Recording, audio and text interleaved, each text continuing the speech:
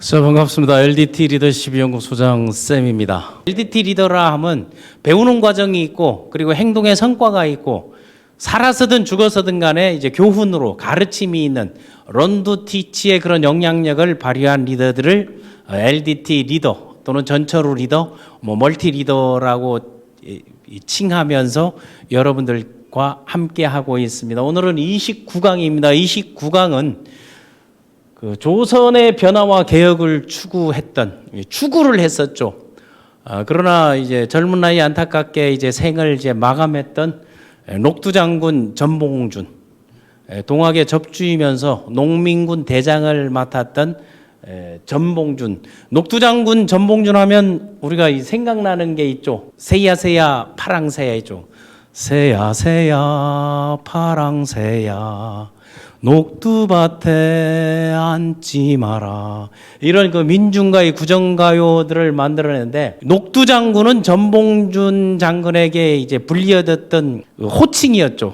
왜 녹두장군이면 어린 때 별명이 녹두였어요. 녹두. 그 녹두가 우리말로 하면 사람이 콩알만 하다 해가지고 그 녹두 왜소하고 작다 해서 이제 녹두라고 애칭처럼 불렀는데 나중에 그 많은 그 백성들로 하여금 녹두장군이라고 지금도称해져 있는데 결국 그 우리나라에서 최초의 사형 집행이 됐던 전봉준 장군의 새야 새야 파랑새, 여기서 이제 새야 새야 파랑새야 녹두밭에 앉지 마라는 거는 그 파랑새라는 것은 그 당시 일본군들이 복장이 파란색이었어요.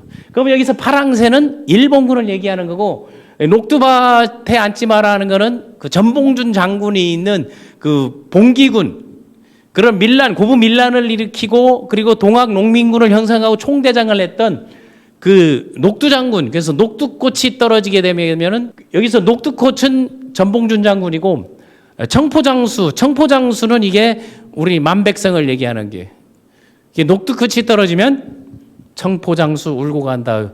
요런 게 보면 지금도 그 파랑새야 그 비가 있고 그런데 이 그 다음 29강을 전봉준 장군으로 정한 거는 사카모토 로마를 했더니 이제 많은 분들이 그 일본의 리더를 하는데 한국에는 왜 그런 리더가 없는가 이런 것들이 질문들이 있었는데 한국에도 그만한 리더들이 있었죠. 거기도 하급무사였고 여기는 몰락한 백성 양반가에서 또는 서당 훈장에서 농민들이 동학 농민군이라는 것은 동학이라는 것은 서학에 맞서서 만들어낸 우리 그 수은 최재우 교주가 창조했다 하죠. 그걸 이제 만들어냈는데 지난 시간에 강의했던 거에 그 일본의 에도 막말, 소위 말해 에도 막부 쇼군 정치의 그 마지막 세력에서 결국은 조슈번과 이제 사스마변, 사카모토 로바라는 사람들이 일본을 근대화해서 지금의 일본의 있기를 만들어낸 그 시기와 비슷하게 한국에는 그 당시 일본에 얘기할 때 페리 제독이 페리오로 에도왕으로 들어왔을 때 그 20년 후에 걔네들이 똑같은 것을 일본에서 한국에다가 그랬죠. 그게 이제 운요 사건이죠. 그 운요 사건으로 인해 가지고 이제 강화도 조약이 이제 체결될 때 그 강화도 조약이 그 조일 수호 통상 조약이라 하지만 그것을 빌미로 해 가지고 그 빌미로 고종과 민비라는 우리 역사에서 가장 치욕적인 대한민국을 만들어놓은 일본의 이 사무라이 새끼들은 그걸 만들어내고 한국도 똑같은 상황이 왔을 때 그걸 막은 게 뭐다? 바로 정권을 쥐고 있는 이렇게 만들어 놓은 거예요.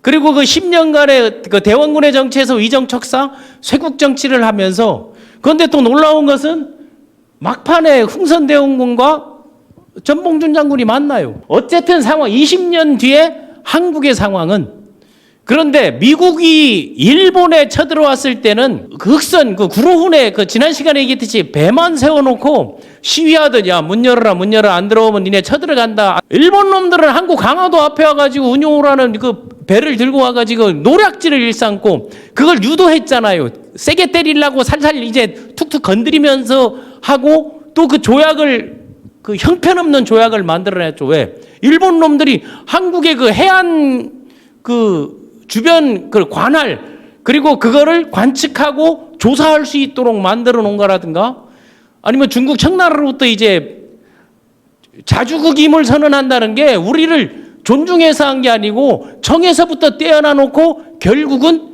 그들이 두 번째 임진왜란에 이어서 한국에 쳐들어올 때 그 명분을 만들어 놨던 게 그 강화도 조약 그 12가지 사항 안에 그 안에 그런 것들이 이제 들어가 있었던 거죠.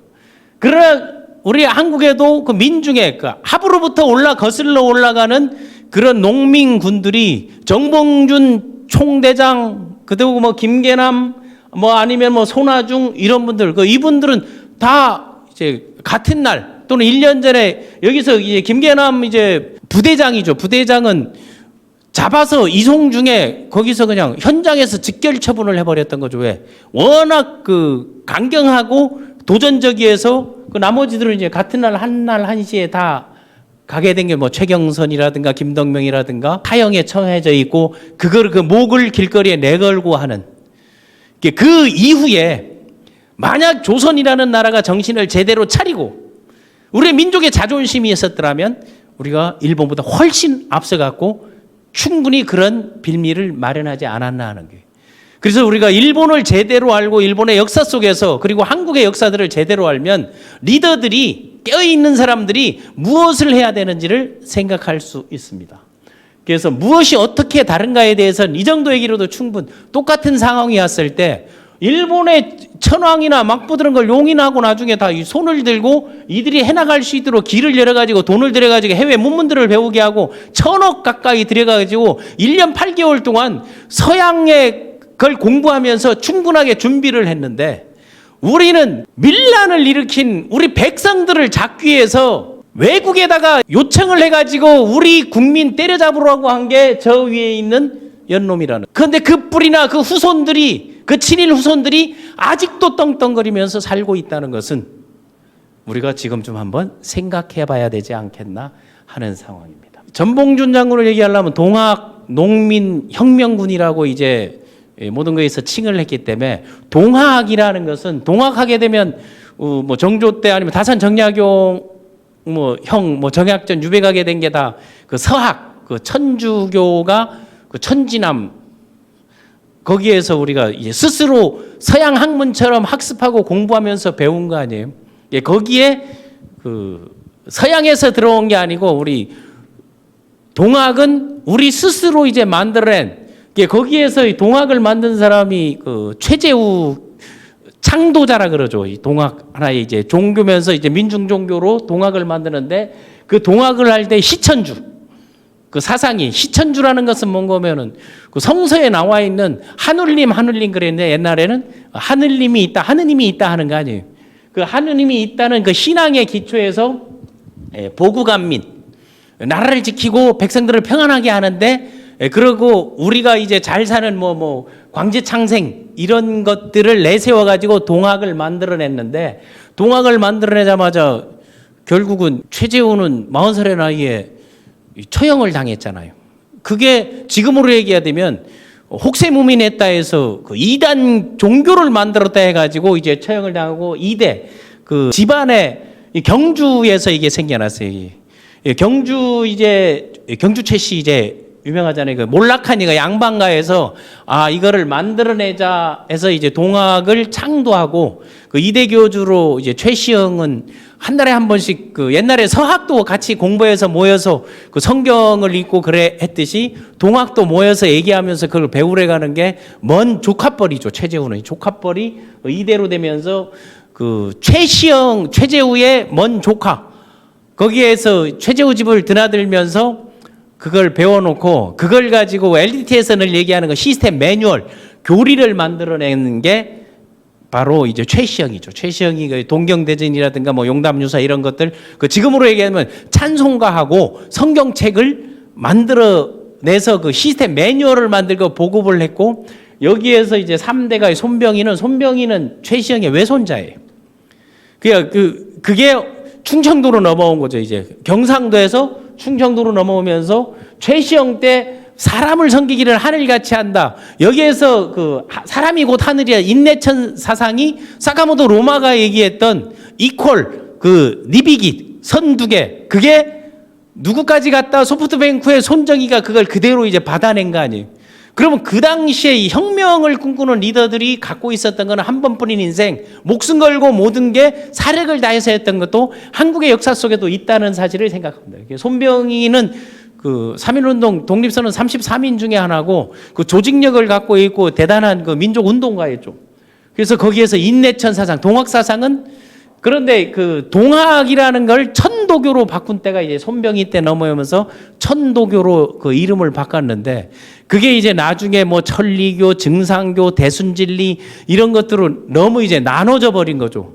그러면서 그 기독 세력들이 들어오면서 이걸 이단화해 버리는, 그럴 때도 누가 있었다? 항상 정권을 잡고 있는 독재자가 있었다는 사실. 그 역사 속에서 그걸 한번 생각하면 됩니다. 1960년대 창업한 거고, 다음에 이제 그 동경대전 좀 전에 했던 뭐 용담유사 같은 경우는 노래 가사집인 거거든요. 그리고 여기에서 주기도문과 똑같은 것들도 과거에 여기서 다 했습니다. 뭐 시천주, 조화정영, 세불망, 만만사여 이런 것들을 외우면서 했던 게, 이게 다른 말로 하늘에 계신 우리 아버지 이름을 거룩하게 하옵시면서 똑같은 거거든요. 또 이제 저 일본에서는 뭐 남녀호량객고 남녀호량객하고 하는 게 이런 그 주 기도문이 이거 있어요. 시천주, 조화, 정영, 세불, 망만, 사여 이런 것들을 계속 반복해서 이으면서 했던 게 그 동학이었다는 거죠. 그래서 서학은 양반들이 공부를 하면서 이게 그 과학적인 거에서 그 뭐 유배가고 이제 그런 그 탄압이 이제 박해가 있었잖아요. 그런데 이 동학은 합으로부터 시작해서 농민들이 뭔가 뭐 생계의 곤란, 민생에 대한 불만 이런 걸 가지고 시작된 게 이제 동학이라고 해서 그 동학 관련해서 동경대전 저런 그 도올 김용옥 선생님 같은 경우 이제 주해서 같은 것들도 많이 나와 있고 그런 역사의 기록도로 남아 있죠. 이쪽에 보게 되면 그게 이제 로고도 있고 해서, 그럼 동학의 전봉준하기는 동학의 전봉준이 마지막 그 사형할 때 최우진슬 할 때 고부에 그 고부 밀란이 동학 접주로 임명됐는데, 그게 뭐 밀정이라는 영화 보면 나와 있듯이 그 최시영을 아는가 하게 되면 나는 만난 적도 본 적도 없다 이렇게 해가지고, 그거는 동학을 지키기 보호하기 위해서 끝까지 그걸 한 건지 진짜 만나서 안 만나서 그런 건지 하지만은 실질적으로 이 녹두 장군 같은 경우는 그 최시영이가 썩 선호하고 좋아하는 유형의 스타일이 아니었죠. 그 최시영네는 동학을 신혼교조 운동에서 우리가 그 명예회복해서 그 혹세무민 이게 아니다라는 거를 그런 운동으로 했지만, 전봉준 장군은 진짜 보국안민을 생각하고 일본의 그 양이론자 근황파 조낭 뭐 이런 그 사카모토 료마네가 얘기했던 그 왕을 인정하고 그 왕 아래서 새로운 의회 정치를 꿈꿔왔던 게 바로 전봉준이었죠. 이렇게 그 전봉준을 보게 되면 1855년 1월 10일 날 당촌에서 고창군 중림리, 그런데 워낙 이사를 많이 다녀가지고 아버지가 향교에 장의를 했거든요. 장이었고 이제 어린 때부터 이제 한학 공부를 해가지고 상당히 일찍 그 5살에 한문 공부를 시작하죠. 그래서 13살에 한시, 요런 과정 보게 되면 다산 정약용하고 거의 비슷하잖아요. 그 아버지의 영향을 받아가지고 그 한학을 배우고 다음에 11살 때 지금의 전주로 그냥 고창 고부 그쪽으로 이사하면서 이사를 뭐 태인으로 가고 여러 가지 해서 그 정확하게 나와 있는 건 없는데 이제 그쪽 일대를 상당히 많이 전전했죠. 그래서 1882년도 그때 전봉준이 27살 때 그 우리 그 99군대 폐지하는 이모군란, 그게 뭔가면 우리나라 그 최초의 소위 말하는 그 군사 반란 아니에요. 이모군란을 오군영 폐지에 대해서 그 소속군인들이 이모군란을 일으켰는데, 그 당시에 그 민비 도망가 가지고 막 숨어 있고 이랬을 때 위장해 가지고 뭐 죽었다까지 만지고 뭐 숨어 있거라 이런 것도 했는데, 그게 이제 1884년도에 그 갑신정변, 뭐 갑신정변 하면 생각나는 게 뭐 김옥균이라든가 뭐 이제 많은 사람들 나오잖아요. 그거를 이제 뒤에서 지원해 준 게 그 일본에 있는 그 사상가들이 그걸 지원해, 뭐 후구자와 유키치 그 일본의 그 사상가로서 사실은 이제 정한론자들 아니에요. 한국을 다 가고 해외에 가가지고 그 후구자와 유키치는 일본의 그 10,000원짜리 만행짜리 모델이 그거예요. 게이오 대학 그 게이오 사수 만들어 놓고 지난 시간에 얘기했듯이. 그런데 우리나라에 가서도 뭐 옛날에 그 규장 가게에 있는 거라든가 이런 것들을 그 외교 문서라든가 해외에 있는 좋은 책들을 다 갖고 와라 했어요. 그걸 번역하는 작업을 후쿠자와 유키치가 했고 또 그 해외의 그 뭐 이와쿠라 사절단에 이제 같이 들어가면서 그 문물들을 많이 배워가지고 그거 했던 게 바로 거기도 소위 말하는 LDT 리더인데 그 한국에 행한 그 행실머리 거기에서 갑신정변을 지원했는데 이게 3일 천하로 끝나버린 거 아니에요. 다음에 그 30살쯤 되면서 동학의 그런 걸 스스로 학습해서 동학을 했다거든요. 서학도 우리 한국에서 조선에서 그랬듯이 전봉준 같은 경우는 그런 것들이 퍼져 있는 것들을 뭐 생긴 지 한 20년 돼 있으니까 공부하면서 이게 이제 뜻이 맞는다 해서 그런 사람이 있다 해가지고 뭐 접주로 됐다는 설 여러 가지 설이 있는데 그 소장농 한 세마지기는 지금으로 하면 한 600평 정도 터밭 정도 하는 정도 하니까 힘들어가지고 자기 개발 그 멘토링들을 많이 했죠. 그러니까 훈장을 만들어가지고 거기서 보리쌀도 받고 고구마도 받고 하고 또 약방도 만들어 받고 전천후 프리랜서 지금으로 얘기하면 전천후 프리랜서를 하면서 자기 개발하고 후진 육성 멘토링 코칭 티칭을 했던 게 이제 전봉준이었고 또 하나는 그 당시에 그 서신들 서찰들 대필해 주는 거 있잖아요. 지금 그런 그 편지 대필도 하고 그러면서 여기저기 다니고 이사하면서 이제 분문을 받는데 그때 이제 뭐 손아중에 이제 망뇨라 하죠. 망뇨라는 거는 참모를 얘기하는 거거든요. 쉽게 얘기해서 이제 비서실장 그런 망뇨 그 서장옥을 만나가지고 소위 말하는 동학에 입문하게 되는 거예요. 그러니까 이 서장옥이나 이제 손아중들이 이제 다 이제 과격하고 이제 그래야 하는데 그걸 배우면서 입문을 해가지고 고부지방에 37살 정확한 나이라는 게 음력 양력 표기하고 그 당시에 그 우리 그 민본들이 움직였던 기록들이 명확하지 않아가지고 그걸 역상하니까 약간의 그 나이나 연도 차이는 있지만 흐름들을 여러분이 이제 생각해 주시면 좋겠고 그 당시 교주 최시영으로부터 접주로 임명을 받아가지고 그 런두치치 학습들을 했고 이제 그때 운영궁에 그 흥선대원군과 이제 만나가지고 또 이야기를 나누고 그게 여기 대해서 흥성대원군이야 이제 권토중래를 꿈꾸고 있으니까 이제 고종과 민비가 자리를 해서 그 10년 그 섭정에서 물러나 있으니까 거기에서 백성들을 이용해 가지고 하려는 그런 이제 미략설들이 많이 나왔죠. 그런데 실질적인 그 동기가 됐던 게 그 고부 군수로 왔던 그 조병갑은 뭔가 하면 그 당시 영의정이었던 조두순의 사촌 조카죠. 사촌 조카에서 조병각이 탐관놀이인데 여러 가지 이제 설이 있는데 그 당시는 엉망이었잖아요. 안동 김씨 세력들 정조 이후에 안동 김씨 또 이제 그 여흥민 씨들 하니까 외가 처가를 이용해 가지고 그 마늘라 가죽을 이용해서 매관매직 그걸 계속 자리를 사서 그 탐관놀이로 댕기면서 가렴 주고 했다는 거죠. 그래서 백성들을 수탈하고 그 세금을 받아먹고 부조금을 내게 하고 찬조금을 내게 하고 그런 못된 짓을 상당히 많이 했죠. 그래서 이 조병갑의 증손녀가 청와대 홍보수석까지도 했죠. 그런 것들을 본인이 사과하기도 했습니다. 그런 과정을 하면서 그 역사 그 바이오그래피는 뭐 40세에 그때는 조선 한성부라이죠. 사형집행 최초로 당할 때까지 나와서 1차 봉기, 2차 봉기 그때 보여줬던 거 그 이전에 그 이후에 했던 것들을 우리가 한번 딱 생각해 보게 되면 전봉준 장군이 운영궁에서 연하게 제가 비밀, 미략 그 뒤에서 이제 후원하고 지원해 줬다는 게 결국 자기 아들과 며느리를 잡으려고 백성, 민중 봉기군들에게 후원하면서 그거를 그쪽은 그쪽 나름대로 이제 꿈을 꿔왔던 게 뭐 흥선대원군도 실질적으로는 그 왕권 강화를 해가지고 섭정하면서 풍양조씨인가요?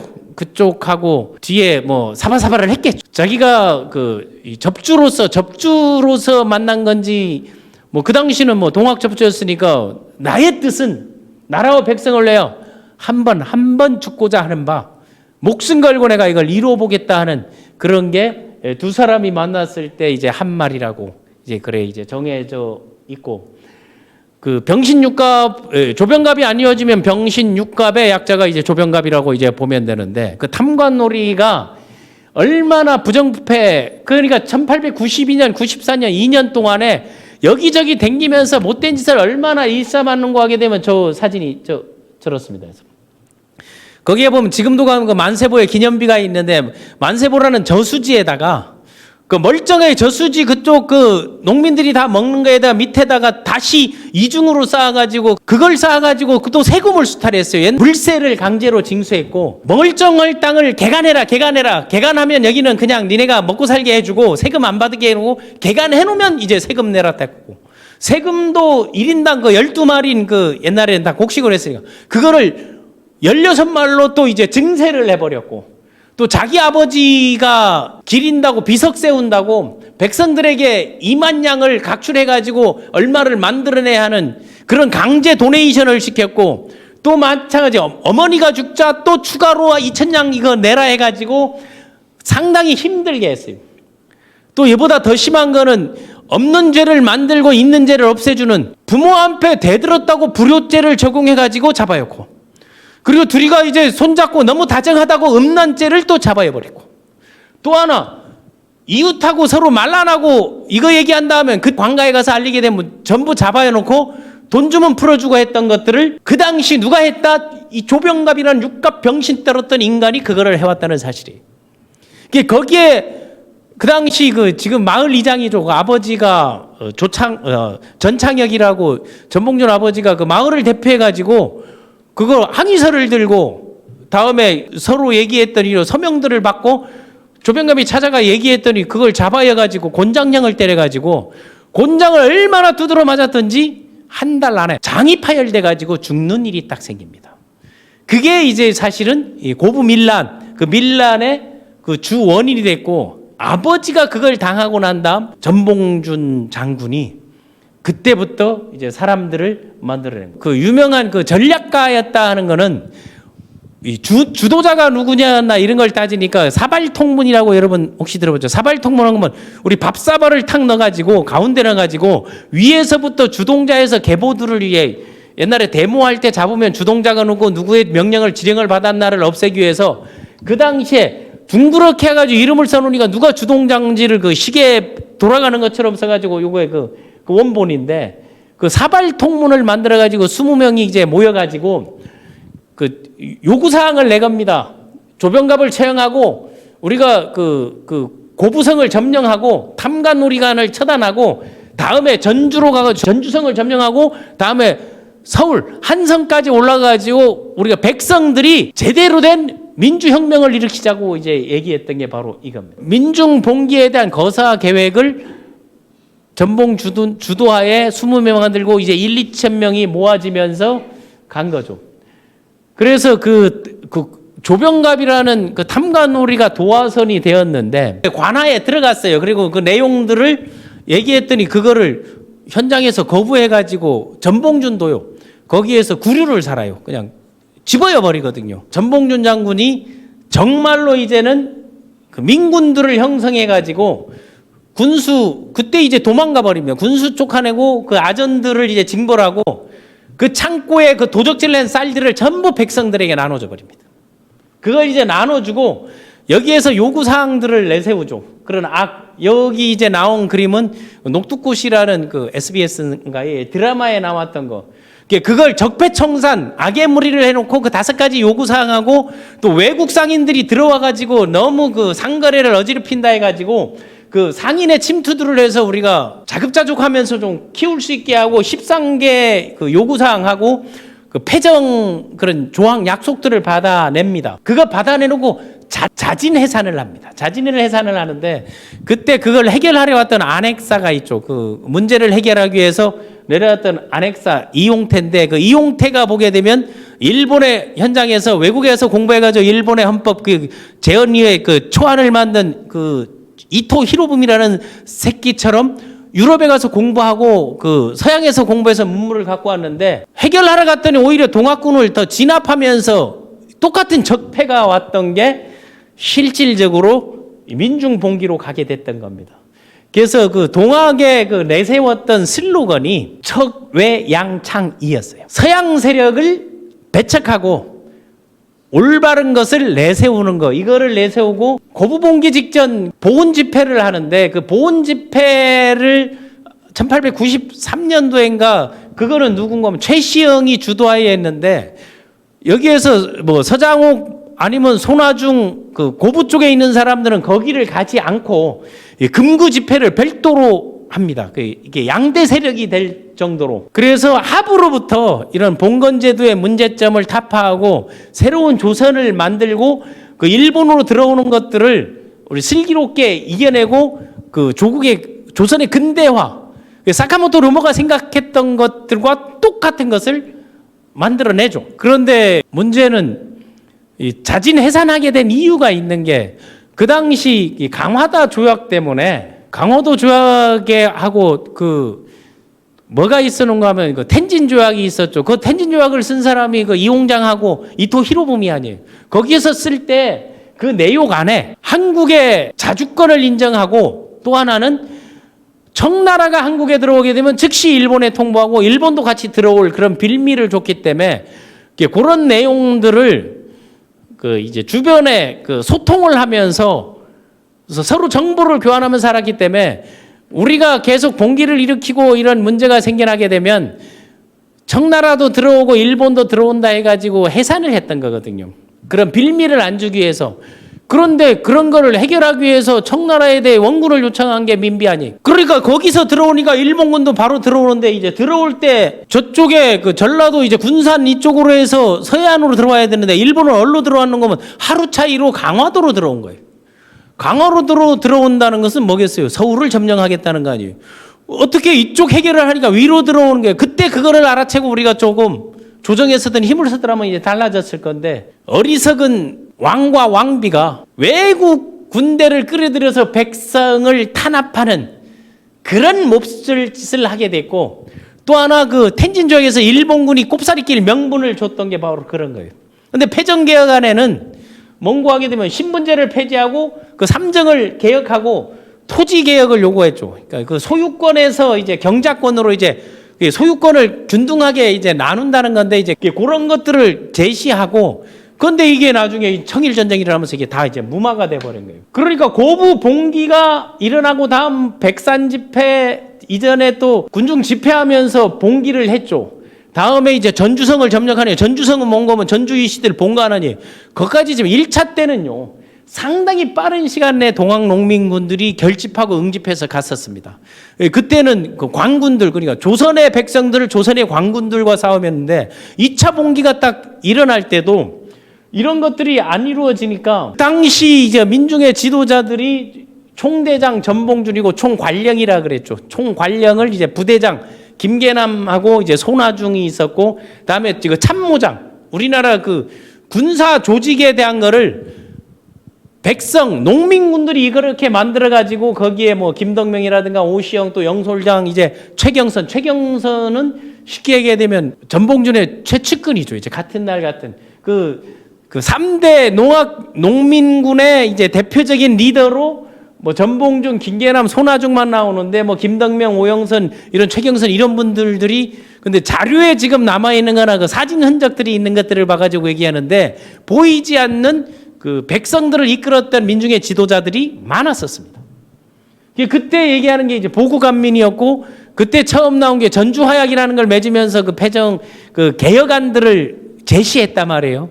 그때 이제 내온 게 이제 관민상화.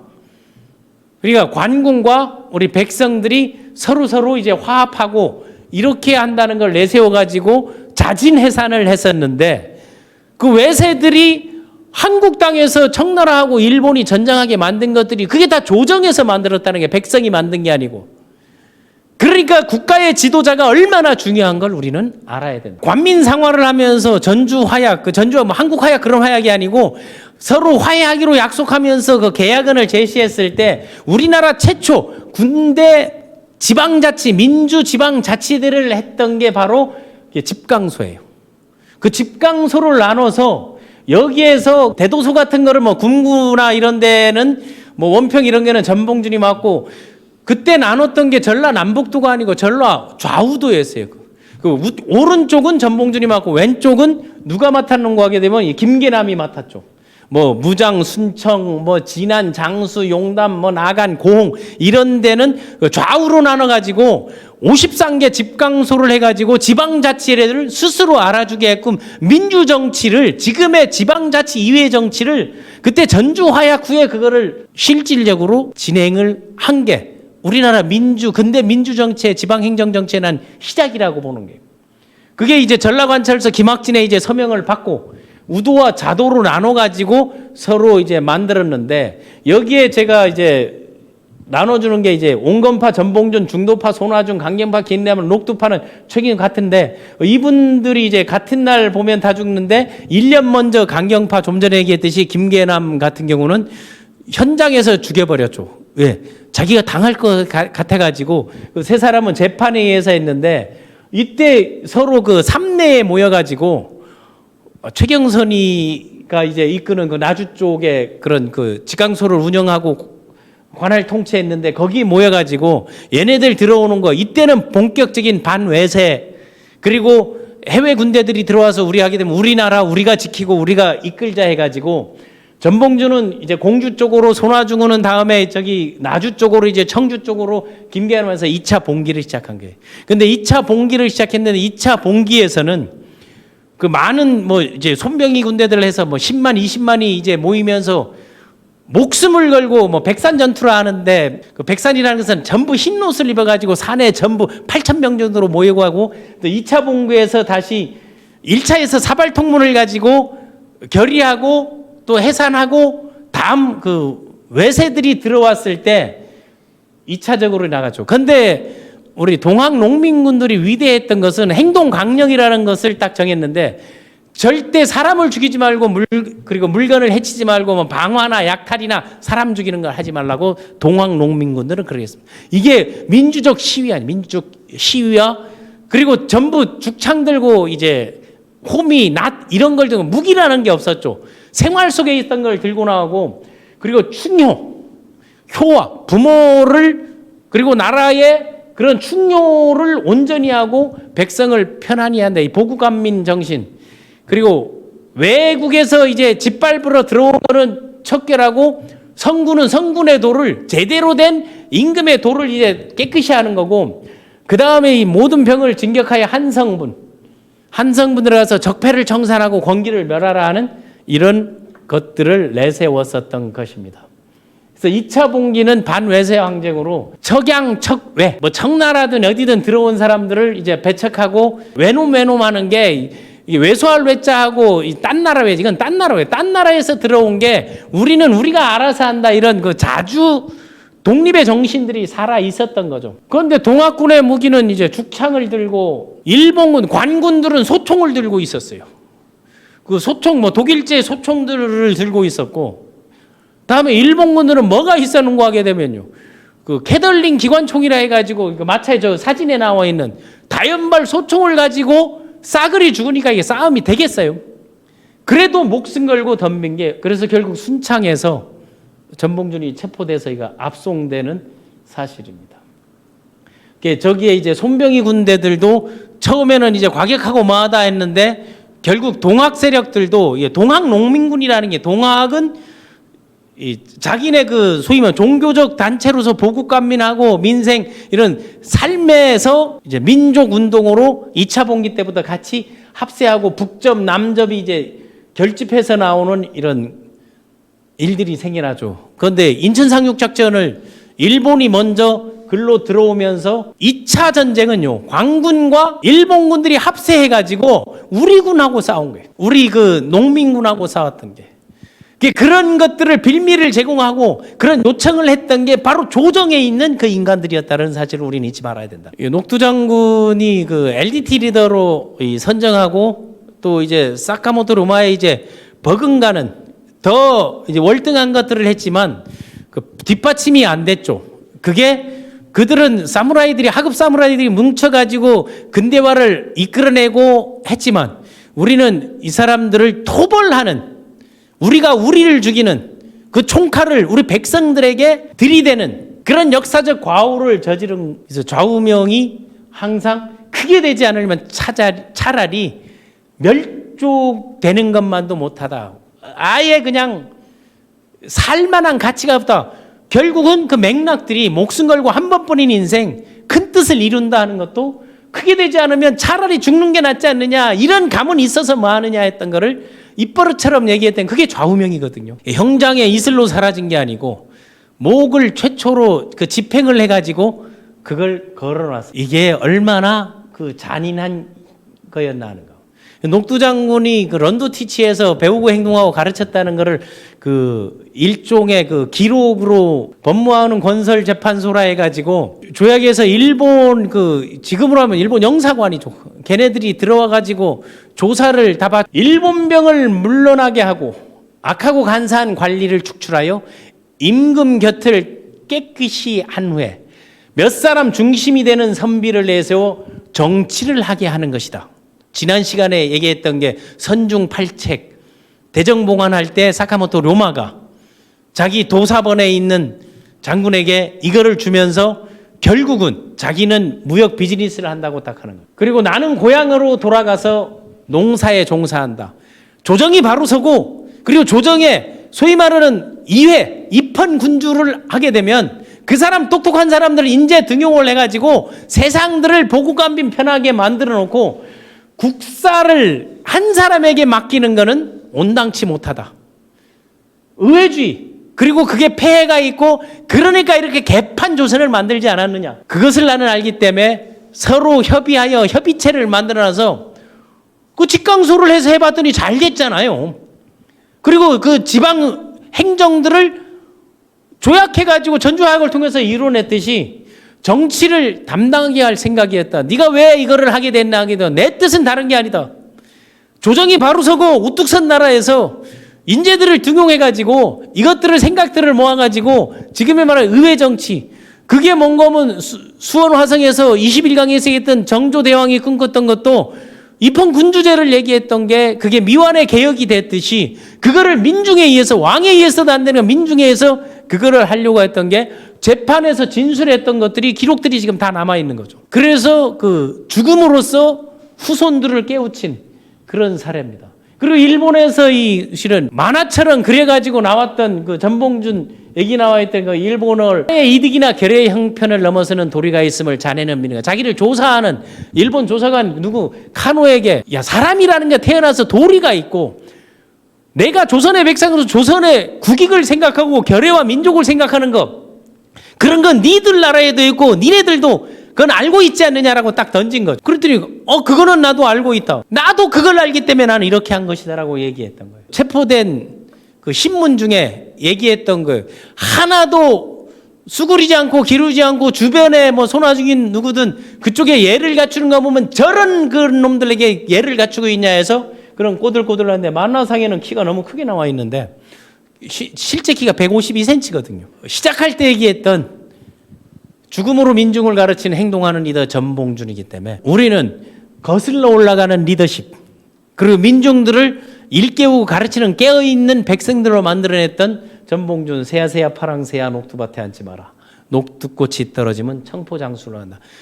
국민의 눈물을 닦아주는 그런 개혁적 혁신 리더도 우리 역사 속에 있었다는 것을 여러분들에게 알려주고, 그럼 지금 우리는 21세기 4차 산업혁명 시대를 살아가는 우리는 녹두장군 전봉준에게 무엇을 배워야 하는 게, 이게 LDT 리더에서 그 역사가 길고 짧음이 중요한 게 아니고 우리에게 지금 파급되고 그 영향력이, 그 진한 선한 영향력이 무엇인가 했을 때 거슬러 올라가는 민중의 리더십, 하부로부터 이제 개혁, 위로부터 개혁은 위로부터 적폐와 오만 나쁜 짓은 다 하고 있는데 그런 그 민중의 리더십을 가졌고, 특히 녹두장군 전봉준은 그 교리 학습을 하고 이런 것들을 보면서 문제의식을 갖고 오신 거예요. 왜 그럴까 하는 그 문제의식을 갖고 그런 거에 대한 그 개선, 개혁, 혁신하려고 하는 거하고 창의성을 갖고 있어요. 창의성이 없었더라면 사발통문, 주동자가 누군지 모르겠으면 둥그렇게 해가지고 그렇게 그럴 수 있는 그 창의성을 발휘할 수 있는, 지금의 현재 처해 있는 것은 YY 6시그마를 만들어냈던 무엇이 문제인가 했던 그런 사발통문에 대한 그 창의력을 발휘했고, 또 하나 리더십에서 항상 얘기하는 건 빌더화. 자기가 우뚝 선 빌더에서 셀프 리더에서 다음 슈퍼 리더. 슈퍼 리더로서 후진양성, 그 슈퍼 리더로서 너무 짧은 생을 마감했기 때문에 그 후진들이 누구였는가 하면 자기개발 서당에서 이런 교리나 보구간민이나 그 백성의 자식의 도리 같은 것들을 가르쳐 줬죠. 조직화, 농민군을 만들고 동학의 접주로서 그들에 만들어서 문제의식을 하고 그들이 결국 1차, 2차 봉기까지 세력화, 리더십에서 얘기하는 조직화, 세력화, 그 다음에 그 세력화가 성공했을 때 체계화라는 게 나오죠. 시스템이라는 거 나오는데 그 세력화를 외세에 의해서 조정의 요청에 의한 외세에 의해서 우리가 자국의 백성들을 외국 놈들을 끌어들여 죽였던 이 똥물에 튀겨 죽일 인간들 때문에 세력화에 실패했기 때문에 그 친일의 후손들이 지금도 떵떵거리면서 살고 있고 조선과 민중들을 위해서 뛰었던 독립운동 목숨 걸고 모든 걸 내바쳤던 사람들은 어려움에 처해서 살고 있는 이 현실이 개탄스러워할 게 아니라도 우리 가슴 속에 잊지 말고 갖고 있으면서 어떤 조직에 있어서든 그런 비전과 미션이 무엇이고 이런 것들을 생각해야 된다는 거예요. 그래서 조직화, 세력화를 할 때 학습을 하고 대의 명분을 생각했고 그래서 전주 화약을 했던 거 아니에요. 만약 그 당시 전주 화약을 안 해가지고 동학군이 한성까지 점령해서 싸그리 했으면 우리의 역사는 또 달라질 수 있지 않았나. 민생 중심이라는 거, 대의 명분을 만들어서 그런 걸 주지 말자 했고, 흥선 대원군과도 이제 대화를 하고 타협을 했다는 것은 그 전라 관찰사에서 좌와 우로 나눠서 이거를 분할 통솔했다는 그게 대화와 타협, 협치라는 걸 하고 협상력이 있었다는 게 그게 보국안민에 대한 그런 미션이 투철했기 때문에 바로 그 비전은 자기가 죽음으로써 법정에서 진술한 거로 나와 있듯이 이런 것을 우리는 배워야 되지 않겠나 하는 겁니다. 시작할 때 얘기했던 일본과 한국의 상황. 일본은 패전국가에서 글로벌 탑2까지 올라와서 그러나 그 야마구치형 지금 조슈번 출신들 그 아베를 비롯한 그 세력들 그게 기도 다카요시 이토 히로부미 이토 히로부미 기도 다카요시가 누구의 멘토가 일본인들이 야스쿠니 신자에 모셔가지고 아베가 가서 늘 참배하고 있는 그 일본의 사상가 요시다 쇼인. 그 요시다 쇼인이 결국 페리 제독이 들어올 때 에도항에서 그 현장에 있었고 기도 다카요시도 그 현상에 있었고 사카모토 로마도 거기에서 임시 군의로 들어오면서 서양군의 목을 따겠다 아버지에게 편지를 쓰면서 나는 절대적으로 양이하고 외세를 물리친다 했는데 가와다 구로다 이런 그 사상가들이 서양이 이렇게 바뀌니까 우리가 자체적인 힘을 근육을 키워야 된다 설득해서 스승으로 모셔서 결국 이들이 대륙 침략의 발판으로 삼았던 그 중에는 사무라이 하급 무사들이 그런 정신들이 살아있었고 똑같은 상황이 했을 때 우리는 이거를 그때는 여기에 에도 막부가 끝나면서 그리고 그 메이지 천황들이 찍소리 않고 대정봉안에서 왕권을 강화한 게 아니고 허사비 왕을 만들고 이거를 이루는데 협력을 했지만 우리는 자기의 권력욕에 의해서 자기들 배불리 그 외척 세력들 그들이 매관매직하면서 그 매천야록이라는 그 책을 한번 읽어보게 되면 근대에 얼마나 그게 심하고 나빴는지를 여러분 알 수 있는데 그 매천야록이라는 책을 여러분이 한번 꼭 읽어보라고 권하고 있습니다. 그 당시 우리가 기록들을 좀 체계적으로 이 사람들을 좀 해놨더라면 우리가 지금의 더 큰 그래서 역상에서 올라가다 보니까 뭐 사실과 좀 다른 내용 그리고 확인되지 않은 내용들이 제 강의 중에도 나올 수 있고 특히 인터넷상에는 이런 것들이 그 시제 같은 게 안 맞은 거 있는데 흐름 중심으로 이제 얘기를 해봤습니다. 그래서 전봉준, 김계남 아니면은 뭐 손아중, 뭐 김덕명, 뭐 최경선 이런 젊은 나이에 처형을 당했지만 우리의 역사 속에서는 우리 가슴 속에 본받을 만한 리더들이 많았다는 거. 결국은 결정적인 거는 리더의 역할이었던 거죠. 일본도 사카모토 로마가 죽고 난 다음 해에 메이지 유신.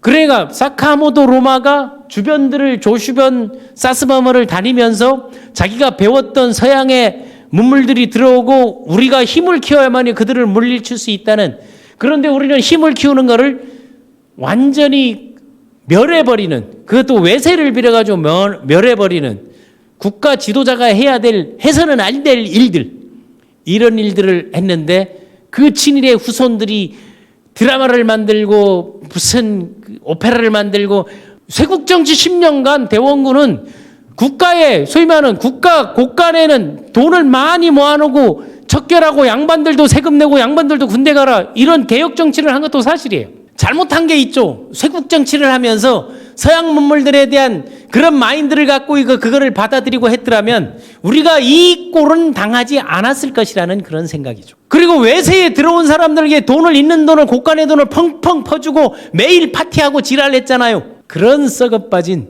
국가 권력들이 우리가 일본의 침략을 받게 만드는 그런 여건을 만드는 것들을 가져왔다는 사실입니다. 그런 역사를 우리는 잊지 말아야 할 것이면서, 이게 경제 경영의 어떤, 경제는 그 역사와 그리고 그 항상 그 자본의 흐름, 돈의 흐름, 그리고 비즈니스, 이런 조직화, 세력화 이런 거와 뗄래야 뗄 수가 없다는 거죠.